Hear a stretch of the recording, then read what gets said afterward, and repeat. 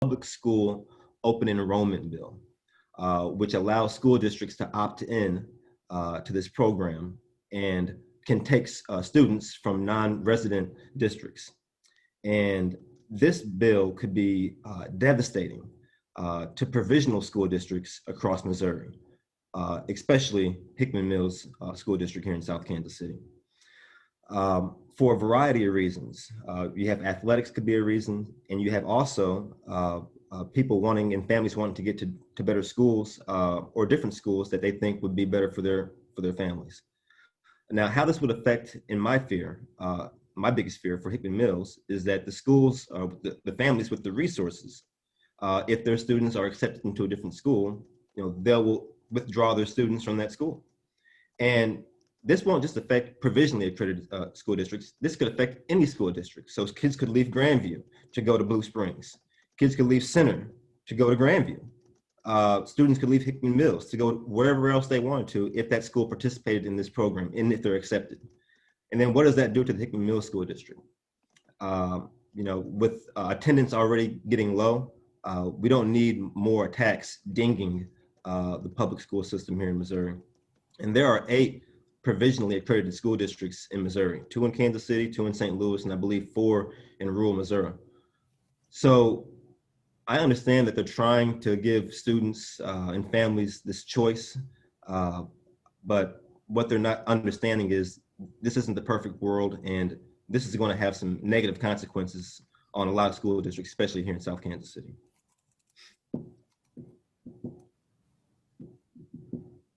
Thank you, Representative. If anybody has any on that. Yeah, and please don't forget to add questions to the Q&A. They'd probably be best, or chat if you have any. One question I do have, Senator Arthur, I believe you are on the Joint Education Committee.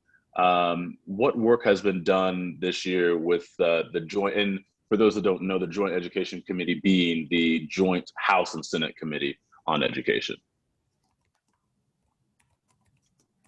Unfortunately, we haven't really had the opportunity to meet, so there hasn't been much work happening in that committee. I think, again, some of the people who are interested in education have found other ways to come together and work through issues and ideas through a more informal process. But when it comes to the actual joint committee, we've met once for an organizational meeting and haven't had the chance to meet again.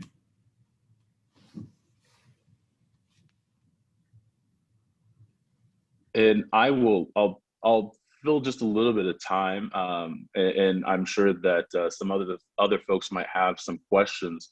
But if there was a piece, or excuse me, yeah, if there is a piece that you think will take the longest on the floor, obviously we're talking about school choices as a conversation with education this year. What do you think is going to take most of the energy? If you look at Senate Bill 55, I believe it's got quite a bit added to it. So what would you, either of you, anticipate will be the most contentious piece of that bill when it comes to the floor for a final vote in either chamber? So Senate Bill 55, I think, has already had like 12 hours of debate on the floor. And leadership is trying to figure out whether or not they can peel off votes by adding more and more that hopefully, makes the bad stuff more palatable for members. So that's the approach they've taken so far. I'm curious to see if they go with something that completely scales it back and is just one very skinny bill on something like ESAs or some version of charter school expansion. But, I strongly oppose that legislation. I agree with Representative Sharp that it's an attack on public schools. I'm lucky that I represent great public schools, and I think there are lessons that can be learned from a lot of our Kansas City school districts about how to do things well, and that we can promote and build up our public schools instead of trying to dismantle the system that is working in a lot of places. So I think they've had a pretty hard time trying to convince some of even the Republican colleagues that this is the right approach for Missouri, moving towards a more, what I would describe as like a privatization of education. And there are a lot of people actually in rural parts of the state, Republicans who represent those rural areas, who tend to agree with us and have other ideas about ways that we can invest and support our schools and create innovation and flexibility and change too. And so far, the leadership has not been able to find that magic formula, whether it's a huge omnibus bill with lots of provisions, both good and bad, or a very skinny version of one provision that they want to see passed. They just haven't reached that. They haven't been able to needle that thread that needle.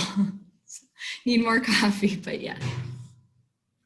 Well, while you take a sip of your coffee, we do have a question from a participant here, and one that I think has been widely talked about across the country. Has there been any movement to ban transgender students from participating in school activities? I know that there have been bills across the country that have been signed, let alone filed, and I don't believe Kansas and Missouri are an exception to that. Any insight into that conversation? Yeah, Zach, let me get that question. Representative Basie had introduced a bill that would force transgender athletes to participate in the sex in which they were born. Now, this was taken as an attack, obviously, on the transgender community. That bill has now died in committee, so that bill isn't going anywhere in the House now. So I'm not sure if that answers the question. That is the only bill, to my knowledge, that was coming through the House. But apparently there was some backroom deals to get that bill killed, and it died in committee. Now, one thing I did want to mention that Senator mentioned is, you don't see the Speaker of the House come off the dais very often to speak on bills. And I didn't see this at all last year in my true freshman year. And with House Bill, I believe 367, Representative Krista Finelli's bill to empowerment scholarship accounts, like the senator was saying, to give tax credits and tax breaks to those trying to get into private schools and trying to privatize charter schools and education here in Missouri. Republicans have definitely been fighting with themselves really on these bills. The bill I just mentioned, 367, and the bill from earlier, 543, these are two bills that barely received the votes to pass. The empowerment scholarship accounts only got 82, and the 543, I believe, got 88. So these are bills that I'm not sure they'll have the juice to pass in the Senate. Maybe the senator can share some insight on that. But whenever I see a bill barely pass out of the House, I'm not sure if it'll really have what it takes to get to the Senate. So I'm not sure if the senator can share some thoughts on that. I would just, if you don't mind, put in a plug for all the ways that legislators influence policy and the implementation of policy that doesn't have to do with legislation. I think that's often the easiest for constituents to understand. But as a person who leads a state agency, I can tell you that when a member of the legislature calls, we answer the phone very quickly. And if they have suggestions about how we should be doing our business within the statutory framework that they set up for us, we respond. One point I wanted to make to Senator Arthur was, a kind of an underappreciated part of what the Senate does, unless there's a controversy currently on the table, is confirming appointments to state boards. I think 18 months ago, you guys approved a member of the State Board of Education who is really passionate about competency-based education. And so the Department of Elementary and Secondary Education is currently doing a strategic planning process where, one of the main lines of thought that they're pursuing is competency-based education, and it's largely at the urging of that board member. So there are lots of ways that legislators influence policy in the state of Missouri that are don't always rise to the level of public discussion like happens in these forums. Yeah, thanks so much for that point. And it is exciting to see that I hate to use this word, but there is a lot of synergy between the state board and what some of us are passionate about in the legislature and at DESE. And so I saw the proposal made to DESE on competency-based education, and a lot of the recommendations were things that are included in the bill that I filed and is moving through the process. So that all, sometimes a plan comes together.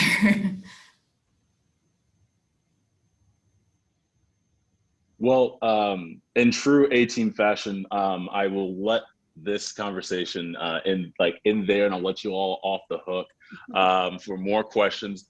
That face and voice you just heard is Zora Mulligan, and we will actually hear from Zora a little bit later. But I want to go ahead and thank Senator Lauren Arthur and Representative Mark Sharp for joining us this morning to kind of give us an update on education legislation and what's going on down in Jeff City. So thank you both for joining us this morning. Thank you. Take care. And just a note from both, from the Chamber's lobbyists, just a heads up, the anti-transgender students bill passed out of the Rules Committee and will hit the floor in the next week or two.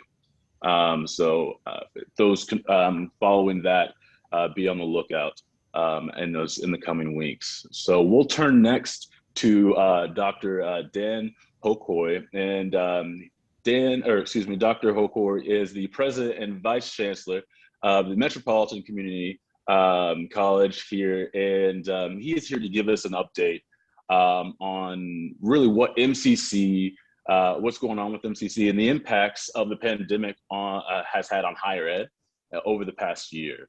And I'll just really quickly read his bio, because I believe Dr. Hokoy came on in the midst of the pandemic and we haven't actually had a chance to meet him. So Dan Hokoy, PhD, became president of Metropolitan Community College's Longview campus and Lee Summit, and the college's vice chancellor of strategic initiatives on July 1 of 2020. He joined MCC from State University of New York's Erie Community College, which he has served as president since 2017. I almost said 1917. And so the community college includes 3 campuses, rural, suburban, and urban, and has more than 2,200 students. Hokoy is also a licensed clinical psychologist and has worked as a psychiatrist at a psychiatric hospital as well as private practice. Hokoy has served, Senator Arthur, I need to drink more coffee as well. Hokoy has served as president of Antioch University in Seattle and associate vice chancellor for advancement for the nationwide 5-campus Antioch University system.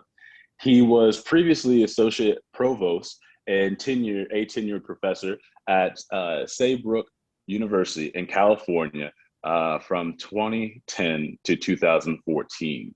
Hokoy holds a Bachelor's of Science from the University of Toronto and a Master's and PhD in psychology from Queen's University in Canada. He is also a graduate of Harvard University's Management and Leadership Education Executive Program, as well as the Harvard Seminar for New Presidents. Do you have more to add? That is impressive. We are very lucky to have you here in Kansas City at MCC.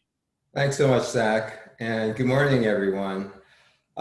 So beginning with the general impact of the pandemic on higher education, most higher education institutions switched to virtual instruction practically overnight, which was a huge challenge for staff and faculty. Some of the residential liberal arts colleges that did not switch experienced COVID outbreaks. And many institutions are still in the virtual mode for the current academic term.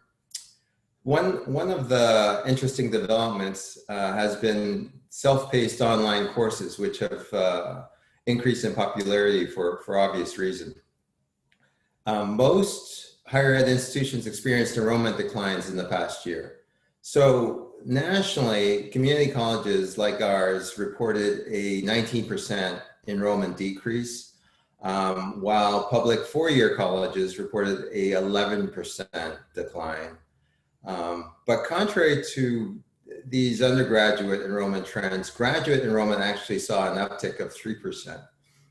With respect to the pandemic impact on MCC's enrollment, our college experienced a decline in student headcount of 17% in the fall, but we rebounded slightly in the current spring semester, showing a decrease of only 14% from last year.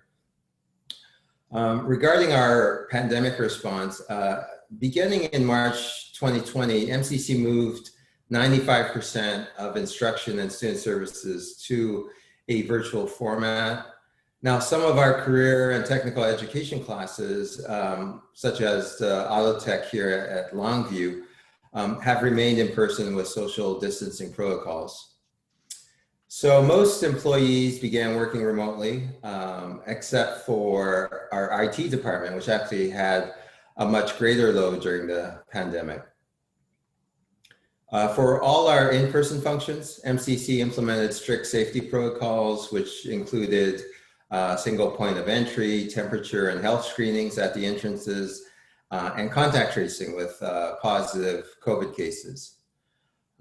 We also directed resources to implement our changes in facility and improvements in IT infrastructure based on the needs of students, but also CDC guidelines.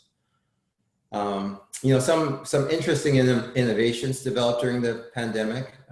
We at Longview developed a virtual enrollment center, as well as a virtual student advisement platform, both of which we think will continue after the pandemic. And Monday of this week, we officially moved to phase 2.5 of our campus repopulation plan, which allows employees to return to campus on a staggered schedule to maintain adequate social distancing. So MCC classes that began as virtual at the beginning of the current semester will continue to be virtual. We anticipate a full return to work for staff by June, but the majority of this summer's courses will continue to be virtual. In the fall, however, most classes will be face-to-face with virtual options available. We believe students will appreciate the option, which will also accommodate different learning styles. So it's been a trying year for everyone, but we're very glad that the end is in sight. Any questions for me?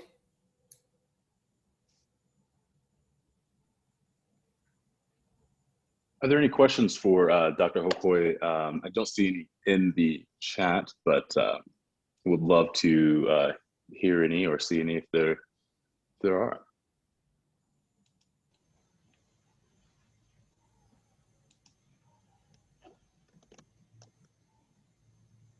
All right, you might just get off easy this morning. Yeah. This is a great introduction then, I would say.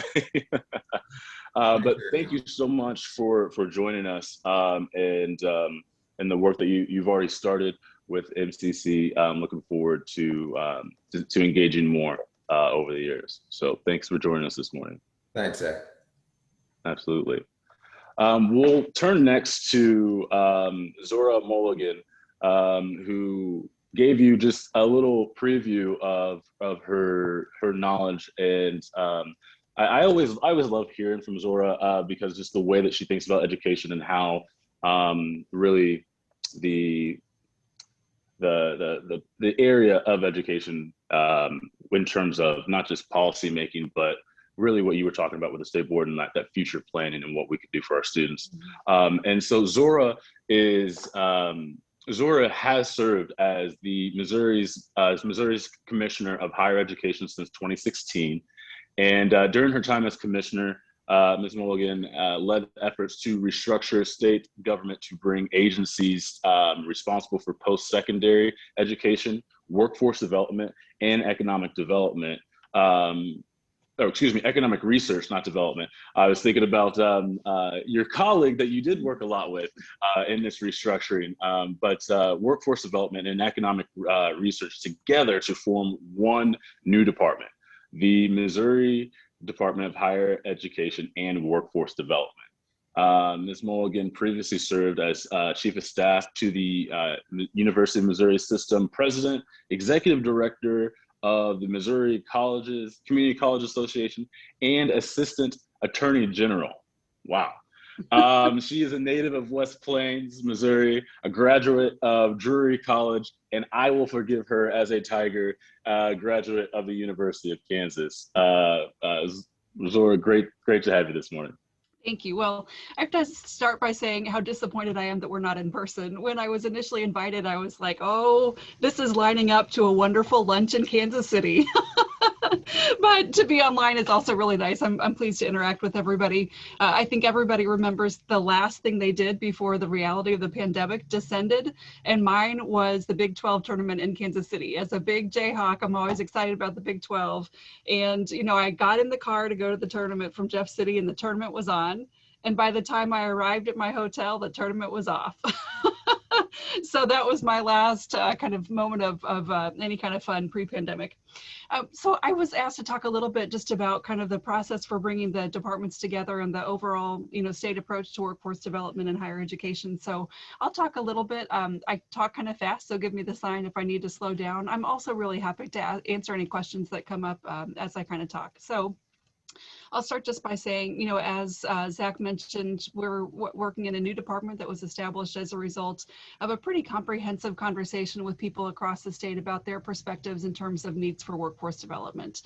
And so Governor Parson, you know, really spearheaded that effort. I worked very closely with my counterpart at the Department of Economic Development.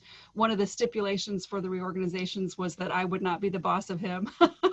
And so even though I continue to boss him around, it's not based on any kind of formal organizational chart or structure. There were a lot of things that came out of that effort, which was in 2018. One of the most important components was, you know, traveling around the state and hearing from state chambers, other people who work in economic development or community development, and just kind of learning from them what their perspectives were. You know, we heard a lot. One was, you know, people really do understand the value of higher education, including, you know, quote unquote, traditional higher ed. So thinking about degrees, bachelor's degrees, graduate and professional. But we also heard a lot of people who were very adamant that we need as a state to really redefine how we think about success after high school and help people understand that there are lots of different pathways, you know, to being a successful adult after you graduate from high school. And so that has really kind of animated the new Department of Higher Education and Workforce Development. We talk a lot about what we call 5 to Thrive, which is apprenticeships and work-based learning, certificates and industry recognized credentials, associate degrees, bachelor's degrees, graduate, professional, and beyond. A lot of times, you know, people really want to focus the workforce development conversation along one line or the other. You know, so people will say bachelor's degrees are trash and everybody should just get a certificate, or they should say certificates don't last. What you really need is, you know, the critical thinking and communication skills that you learn along the way to a bachelor's degree. We really believe that we need all of the above, and that it's really important to put state planning and state resources behind those.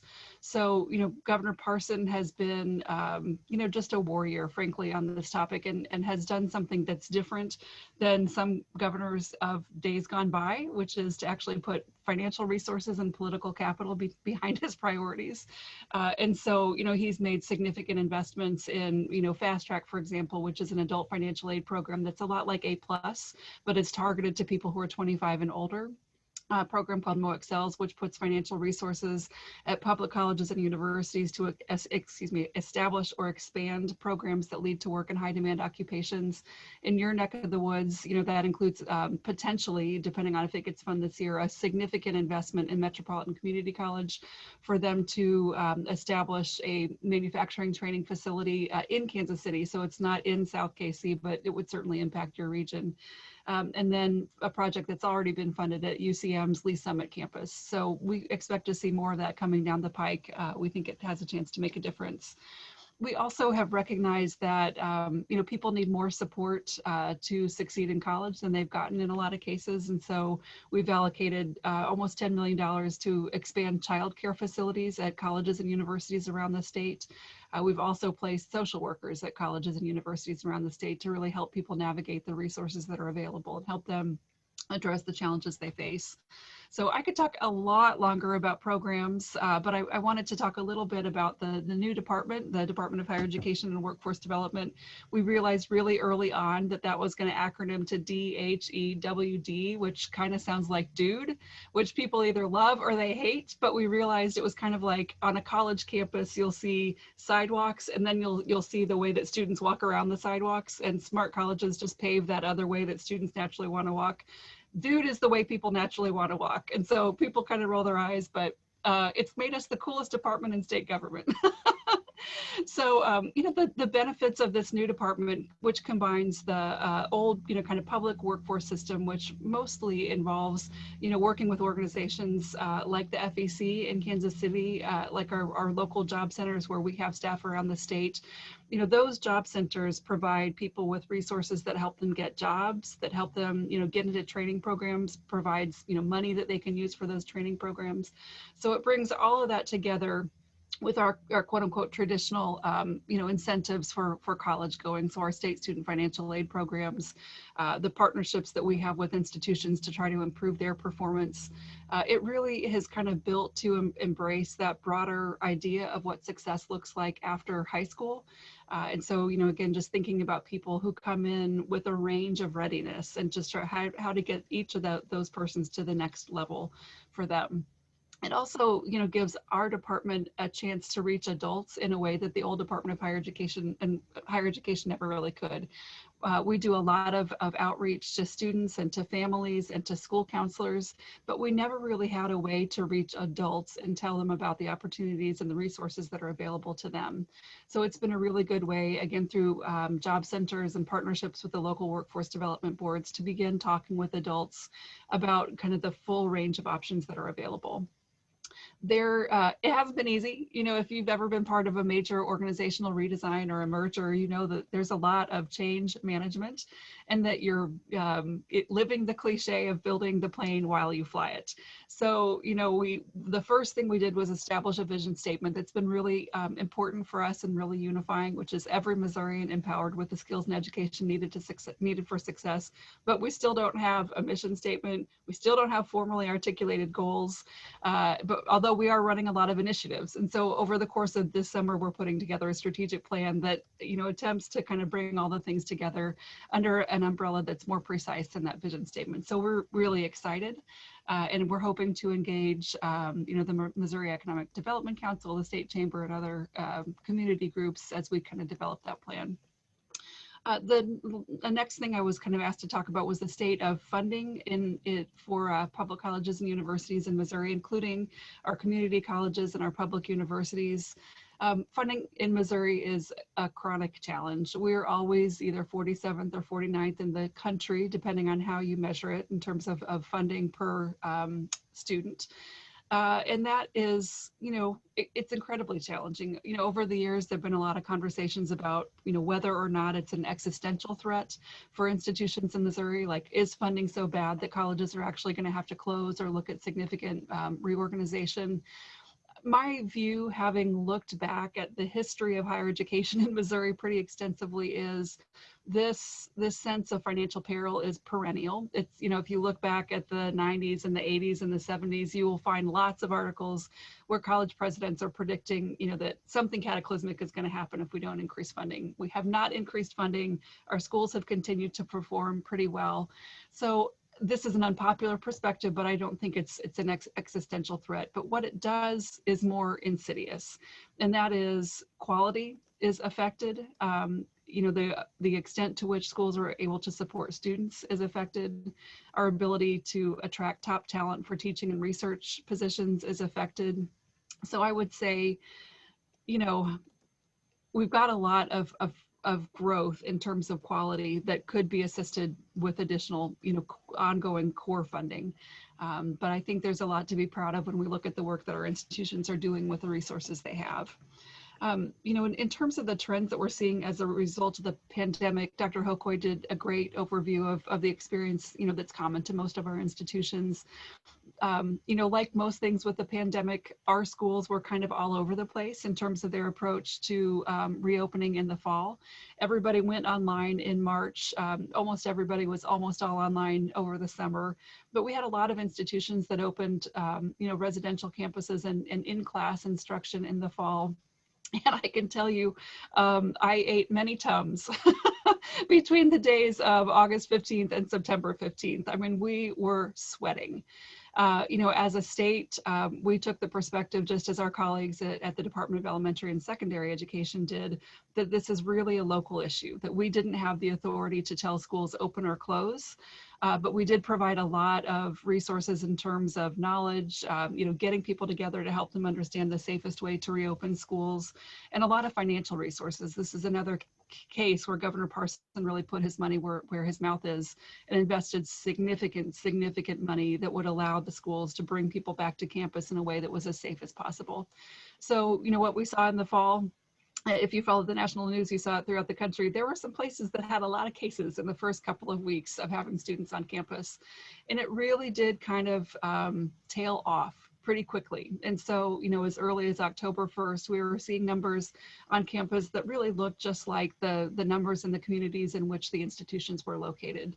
And so from our perspective, that was less scary. We also, you know, stopped seeing the kind of continue ratchet up in terms of cases, and that was also very positive. So, you know, it's been a range. The experience has been different on every campus.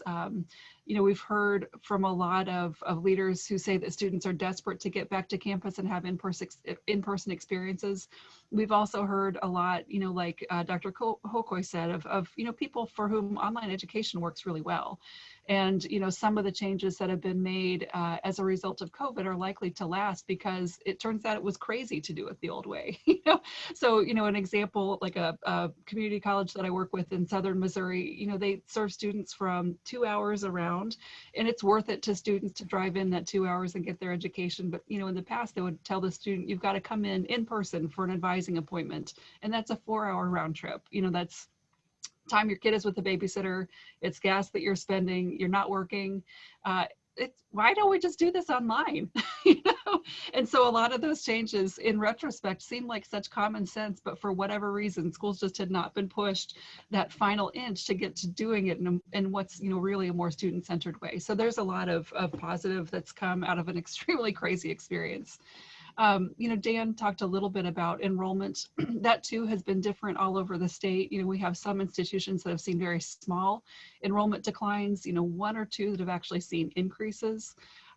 There, you know, certainly are institutions that have seen enrollment declines as well. And so it's complicated and it's hard to present a good composite picture. One thing I can say that we were also really worried about, we were very worried about the way that different population groups might, you know, return to school or not return to school. What we've seen is that enrollment patterns for people of different racial backgrounds and different geographic backgrounds have stayed the same. And so, you know, if African Americans represented 20% of an institution's, you know, overall enrollment before COVID, at most schools, that is still about 20%. And so we haven't seen the disparate impact on race or geographic groups that we feared, but we're not sure we've hit the bottom of finding out, frankly. You know, I think everybody is really nervous about what are the high school students that they're going to be receiving in the fall going to be like to work with, because their experience has been so unique and so prolonged in many cases. So people, I think in general feel like proud of the work we've done, okay about where we're at now, but pretty worried about what's coming up next. We are you know, also thinking about all of the federal money that's coming into the state, as everybody is. I'm sure, you know, everybody is kind of imagining this panacea of the money party that Missouri is going to be looking at for once in its history. But, you know, really trying to think about how to spend the federal relief money that's going to be coming in a way that makes a big long-term difference. So we've already, as I said, spent a lot of money that's helped institutions improve their ability to serve students remotely, to improve some of their campus systems and make a lot of other improvements. But we're now at the stage where we're trying to figure out what's our big idea going to be? What's the big investment for higher education and the public workforce system going to look like?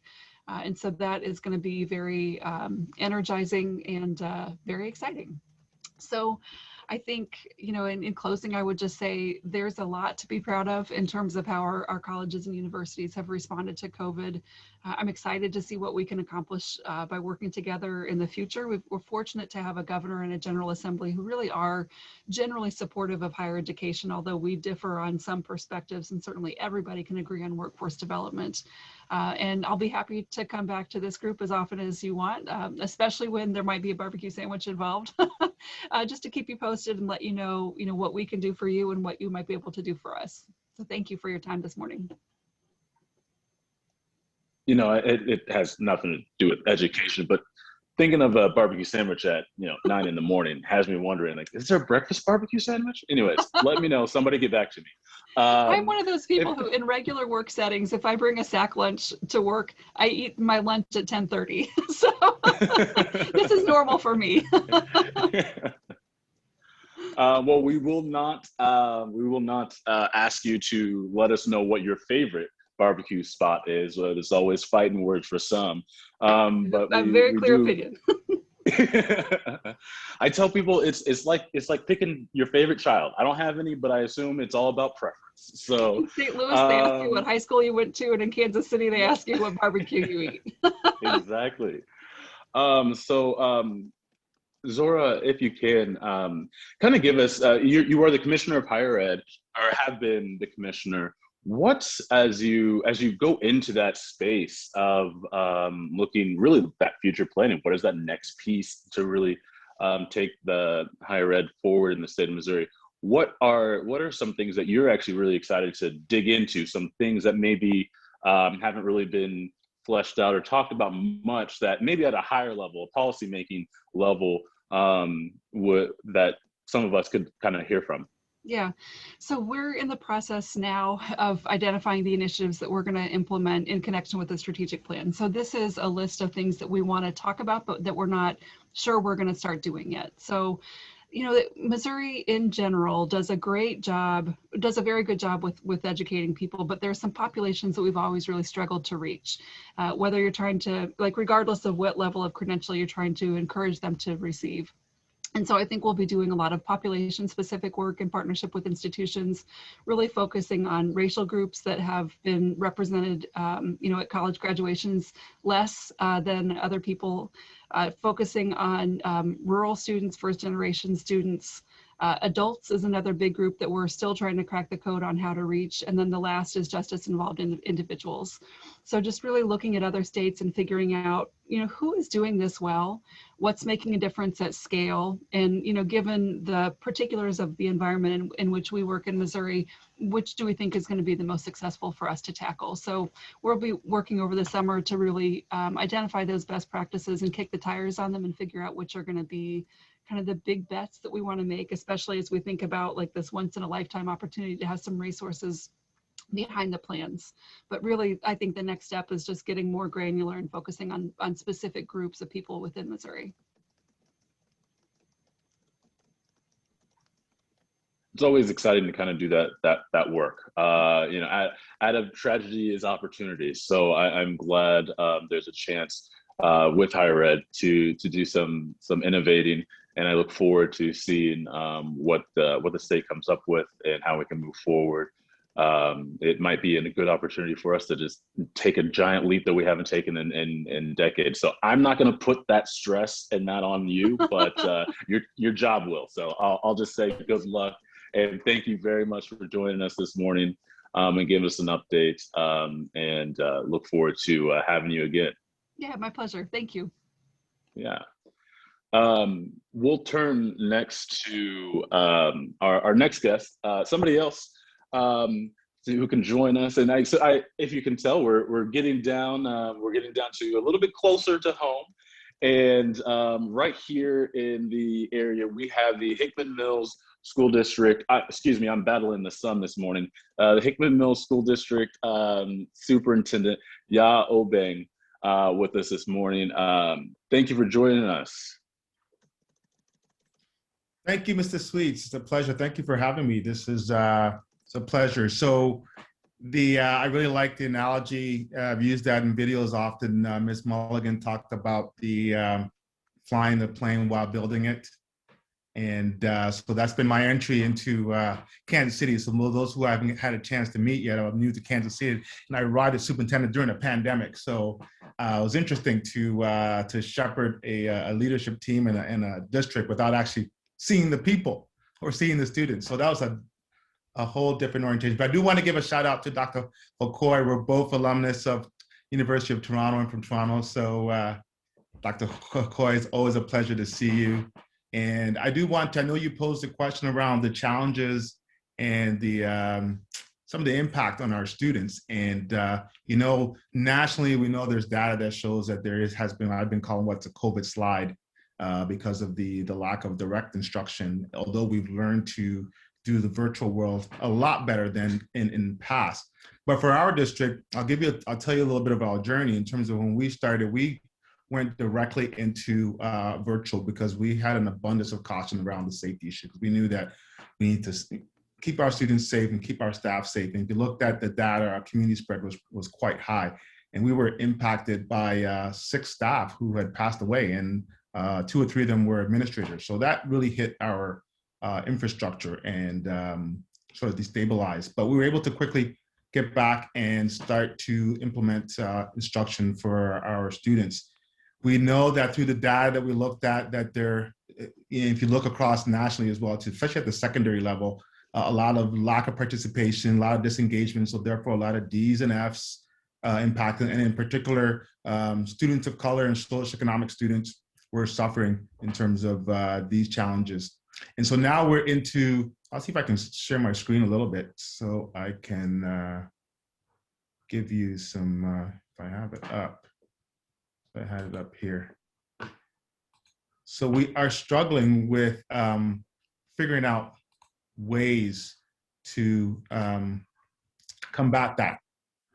And if I share just quickly, we've always talked about return to learning, not just to the buildings, but virtually. And now we finally reached the stage where we're able, because of the community spread and our staff being vaccinated and the safety of all who work, in terms of returning to learning. And we've thought about the academic component. How do we deliver the best instruction? So we still have a considerable number of parents who do not wish to have their children come into school. We've got a lot of virtual parents out there who are still engaging and trying to be safe around that.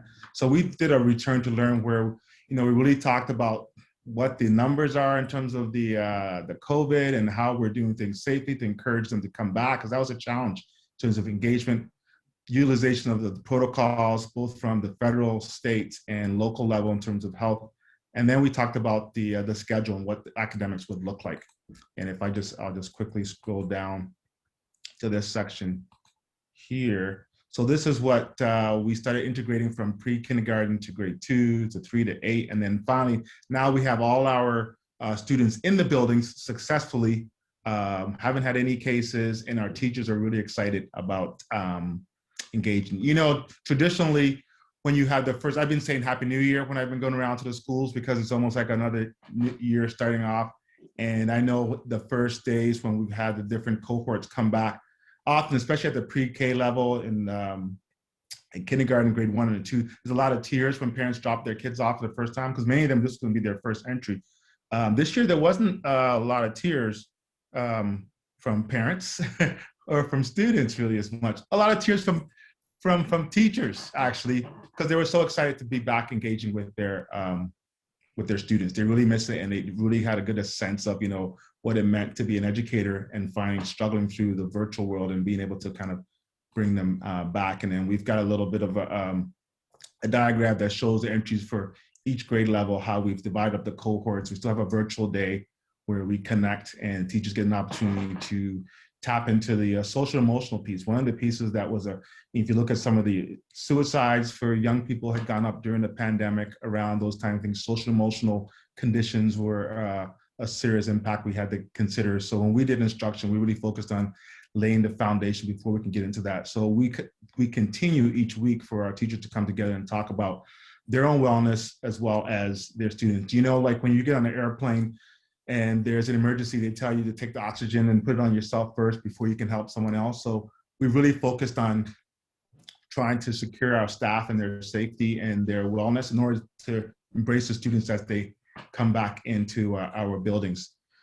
So those are some of the challenges, and we know from the data that the participation is down, the academic achievement is down, but our response to that not only starts for next year, but we're looking at summer school a little bit different this year, offering a compendium of choices, a wide range of choices based on conversations we've had with students in terms of what they need, and conversations with parents and with staff.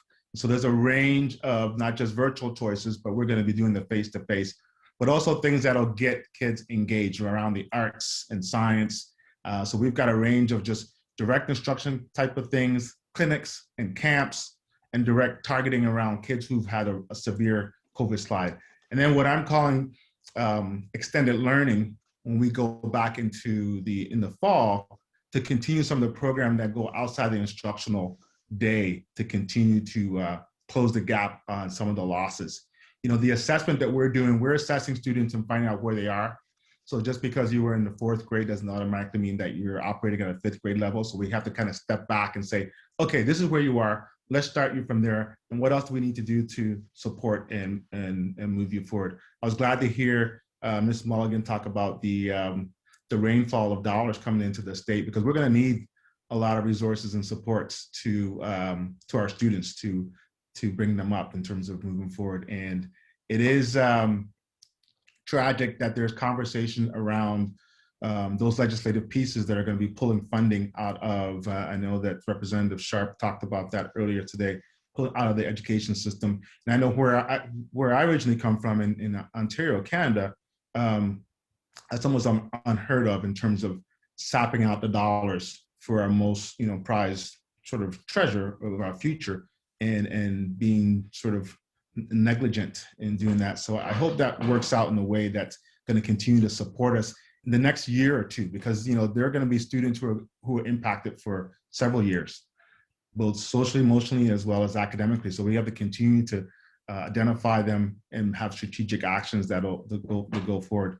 So those are some of the things that we're doing in terms of really being specific, starting in the next month or two with the programs for different type of students. So, and I'm not only talking about the slide for the kids who are in the gap, but we're also looking at enrichment, because there are kids who did thrive during the virtual world. So, wow, okay, that's great. What worked well, and how can we continue to enrich and give them the rigorous curriculum that they need in all levels, from literacy to numeracy to science and technology.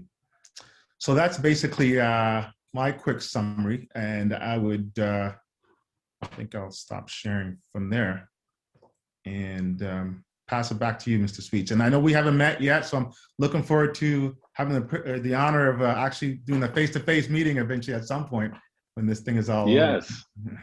Absolutely. And it was funny when Zora was saying that people were ready to come back, students were ready to come back and be in person. I'm excited to come back and be in person and with all of you and in general. If you couldn't tell, I'm a people person, so this past year has been a little rough. But thank you for that update on really how the pandemic has affected Hickman Mills and your students. And we'll have a little bit of time for question for you, but also we want to turn and give Dr. Kenny Rodriguez some time to kind of give us an update as well on what the pandemic, or what it looks like for Grandview and the Grandview Public School District, and where you all are moving forward. Sure, and I'll try not to repeat too many things. There's certainly a lot of similarities with what Yao was talking about, and the 3 school districts with Center and Grandview and Hickman work a lot together, because there are so many similarities and we share so many students, and certainly a lot of similar type things. But there's one thing that the pandemic definitely has shown as well, is just every school district is going to operate just a little bit differently. There's going to be a lot of similarities and a lot of plans, but everybody's going to be impacted just a little bit differently by this. And so each one of our plans, not just Center's, but Hickman Mills and ours, they were all very different in terms of return to learn, because no matter what was going on, we all have school boards and we have communities, and we have to be reactive sometimes to what's going on there and kind of seeing what's happening. So, for us, certainly all of us taking, when you think about the last year and being very taken off guard with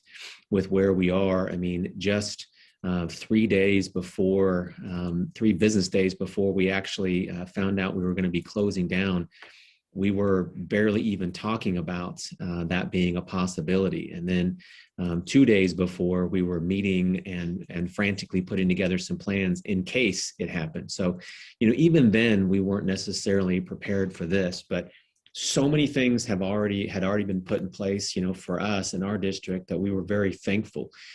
We had a very good infrastructure already in terms of technology. We were already one-to-one at our high school and had enough devices to be one-to-one throughout our district. We needed a lot of upgrades as we got through the summer and into this school year, but we had a lot of things already in place in our school district that made it so much easier in a lot of ways.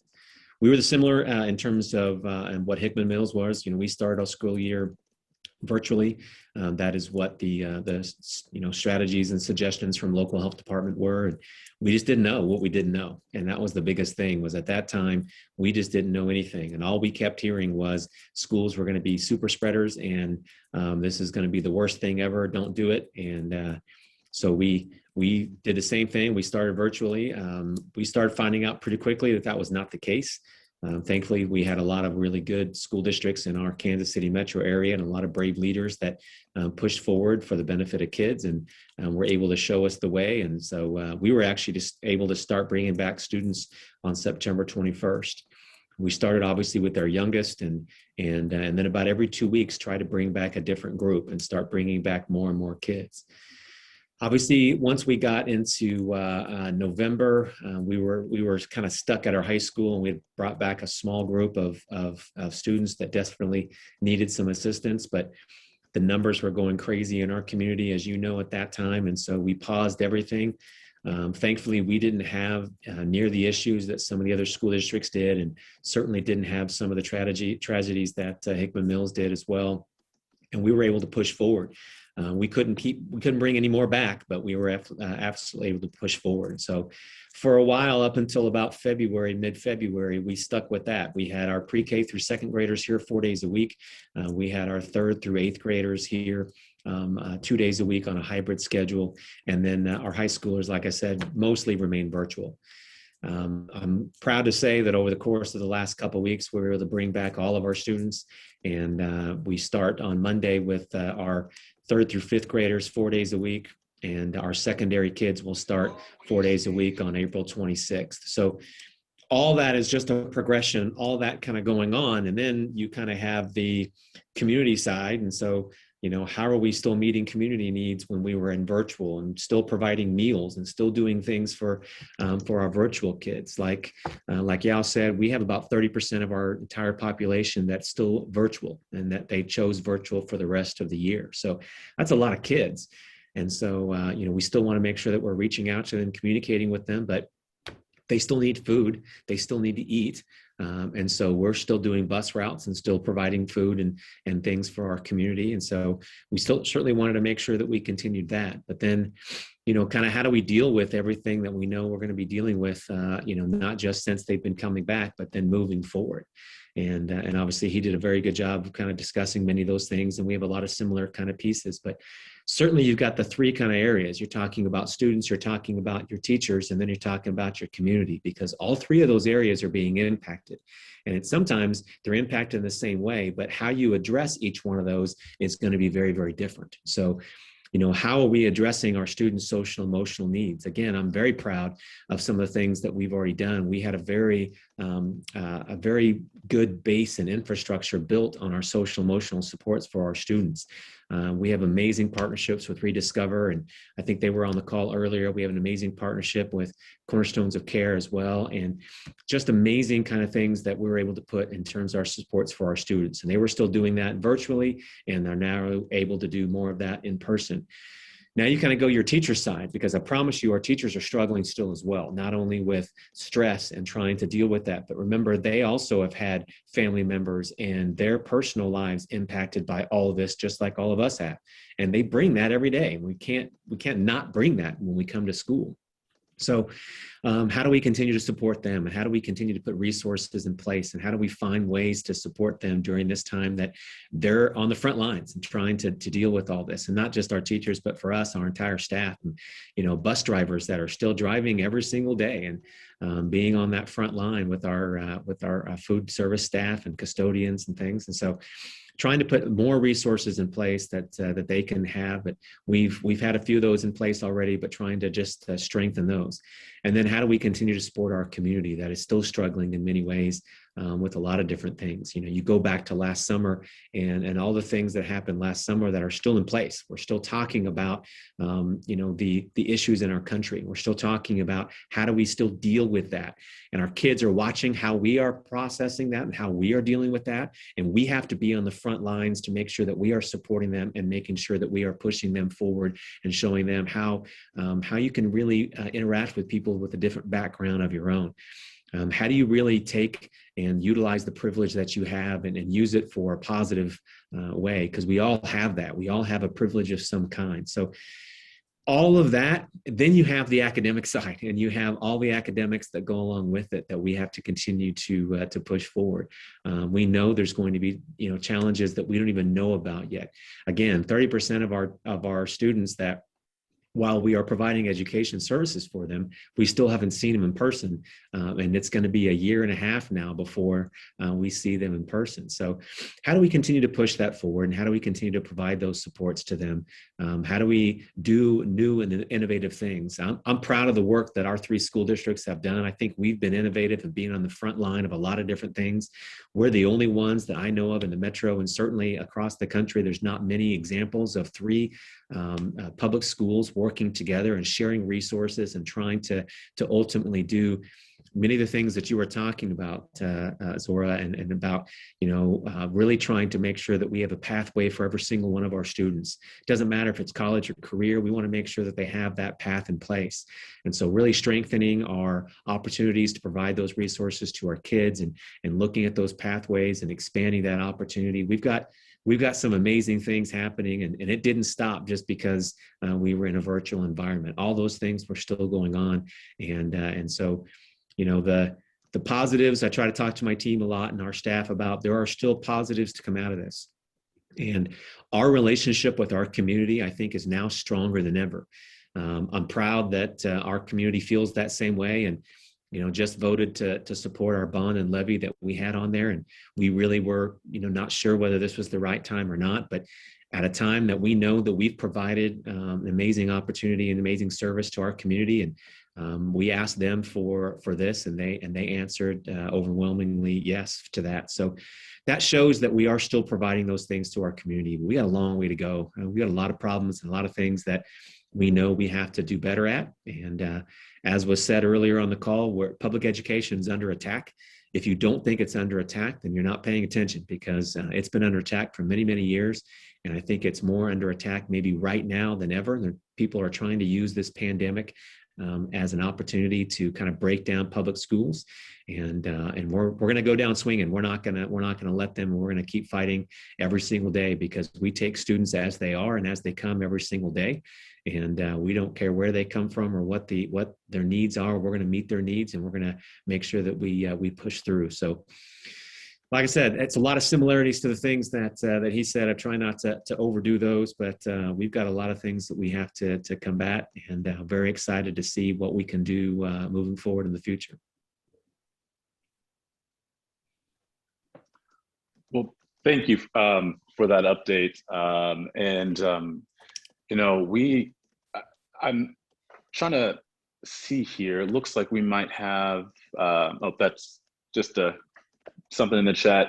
if there are any questions for Dr. Rodriguez or Superintendent Obeng, please put in the question and answer. But I will just say, following that update from both of you, being somebody who started off, at least on the state government level, I have found a new appreciation, especially with coming to these meetings and hearing these updates from you all for not just you, the superintendent, but really what the school districts do in the community and how close, you know, it's you all are truly the front lines for everything. As you talked about, folks are coming in with their daily lives of the pandemic and how to really address that so we can take care of people's needs, but also how can we feed our students that are still at home? And so there are just a slew of different, you know, I don't want to say responsibilities, but responsibilities that really are at your doorstep that are outside of education. So I just want to thank both of you and really everybody in education, especially at such a local level, because this past year has not been easy for everyone, but you all are definitely bearing the brunt of it. So thank you for your work throughout the year and commitment to the students. And you're exactly right, Dr. Rodriguez. I haven't seen any districts like the three of you all in the South Kansas City area working so closely together for the region, for the students. And that is truly a benefit, not just to the students, but to the community. So I'll stop vamping and just say thank you to both of you for joining us this morning and providing that update on the Hickman Mills or the Hickman School District and the Grandview School District. I'm looking at our agenda as we kind of move to our next piece. And I know that at one point in time, we had Representative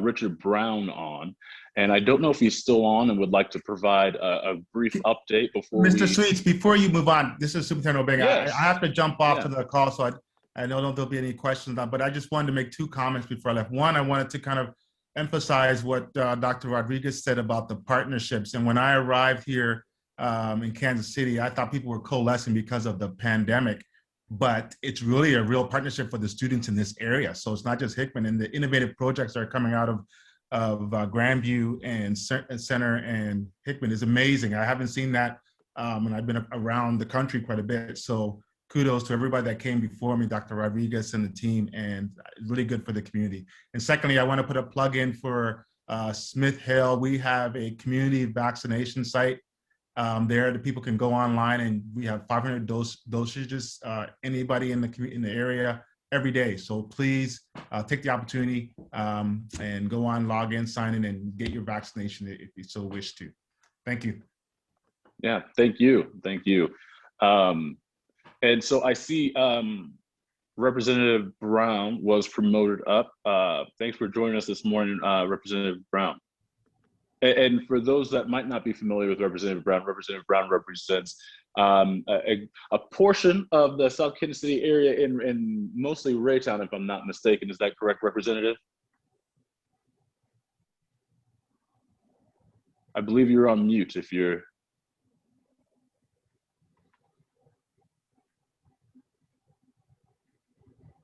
All right, everybody, just a reminder, this is live TV.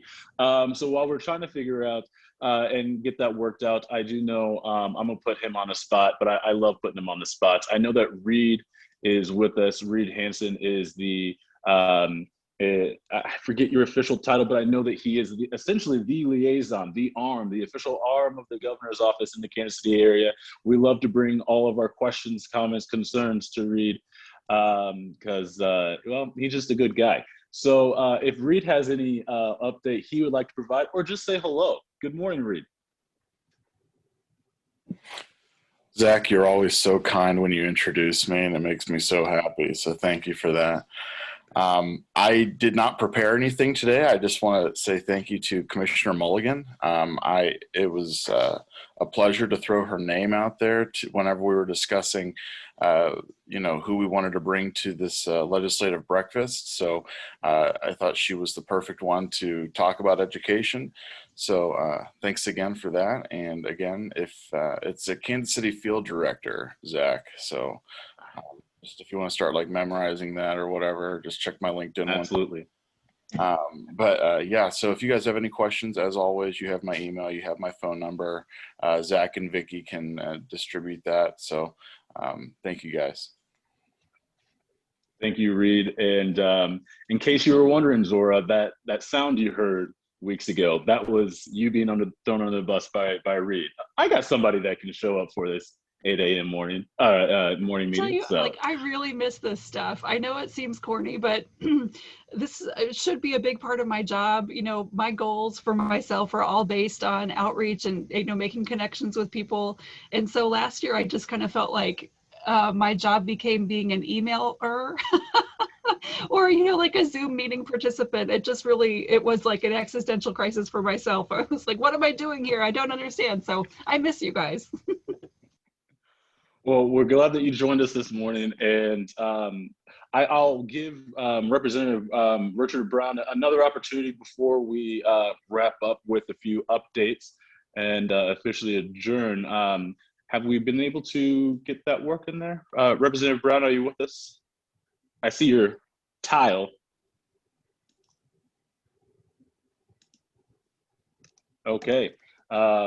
We will go ahead and I will turn it back to Vicky and Kim. I will just want to thank on behalf of the Grandview Chamber and the South Kansas City Chamber, all of our panelists for joining us this morning and staying with us and providing this update on education. And really, truly, I think we can all take away from this morning that there's just ample opportunity for improvement, but there's also plenty that we have to keep in terms of that mission focus on the students right in front of us. And I say us, really on everybody who presented today. And so the best, I wish the best to them in their efforts to meet those needs of the students and moving forward. Vicky, Kim? Thank you, Zach. And thank you to all of our panelists. We really appreciate your time today. Zora, we will definitely invite you back when we're in person and let you join us so you can come to Kansas City and have some barbecue. I need recommendations for South Kansas City barbecue. I'm kind of a central KC barbecue Okay, person. we got you covered. Kim, do you have anything you want to talk about? Yeah, I mean, we also have one great Grandview barbecue place, so we invite you here as well, Zora. Vicki, we might just mention the April 22nd luncheon about sustainability. Yes, so we're doing, it will be virtual. We hope to get back to in-person in May, but we do have a virtual luncheon on the April 22nd, which happens to be Earth Day. So on sustainability, we have Mid-America Regional Council speaking. Several of their people are talking about various aspects of sustainability, including transportation, recycling, just a lot of great information. So hope you'll join us for that. And then we actually, the South Kansas City Chamber we are actually having an in-person morning mingle next Tuesday at 8 a.m. at Faulkner's Ranch. So come join us in person. They've got lots of space, so we'll be able to be safe and social distance and wear our masks and still get together. So hope everybody can make that. We're not going in person until May, so our morning connections for April will be at Gales Power Sports on the 21st at 8:30. We're going to do it virtually, but Gail's going to walk us through the whole dealership. She's rebranded and get to see her new dealership. Great. All right, well, and then we have joint volleyball tournament on April 30th. So another fun outdoor event. So even if you're not good, sign up a team and come play. We'd love to have you. Zach, thank you so much for moderating this morning again. You always do a wonderful job and we appreciate your time as well. And I think that kind of wraps us up for today. So we'll see everybody next month. There's a chance our May breakfast might be in person. We're going to have that discussion. So Cross your fingers. I found out yesterday that the police departments, they're letting groups come in for meetings, so we can discuss having that in person. Okay, perfect. All right. Everybody have a great day, great weekend, and we'll see you soon. Thank you. All right. Bye, guys.